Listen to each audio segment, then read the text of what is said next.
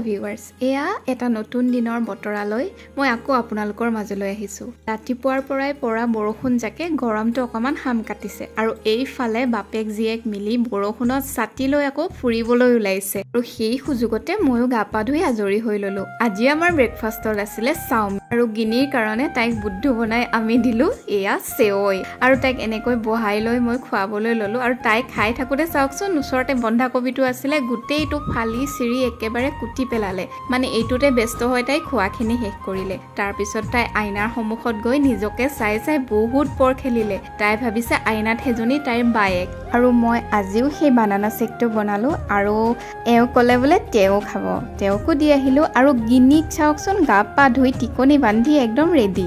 আজি আকৌ মুনু মাহী আহিছিল দেই গিনিক লগ কৰিবলৈ আৰু এয়া হৈ গ'ল গিনিৰ লাঞ্চ টাইম।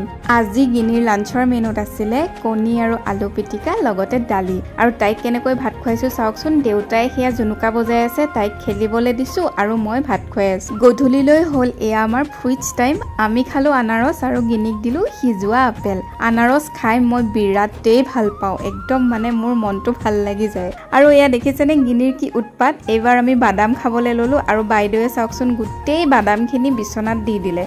এইবাৰ মায়ে মোক এটা কামত লগালে, মানে গধূলি চাহৰ লগত খাবলৈ এয়া ভাজা পিঠা বনালোঁ আৰু 7মান বজাত আমি দুয়োজনে অকণমান ওলাই গ'লোঁ। গিনিক পিছে নিয়া নাই দেই, কলেজ গেটৰ কামধেনুলৈ গ'লোঁ। বহুদিন এনেকৈ ওলায়ে যোৱা নাছিলোঁ দুয়োজনে, বৰ ভাল লাগিল।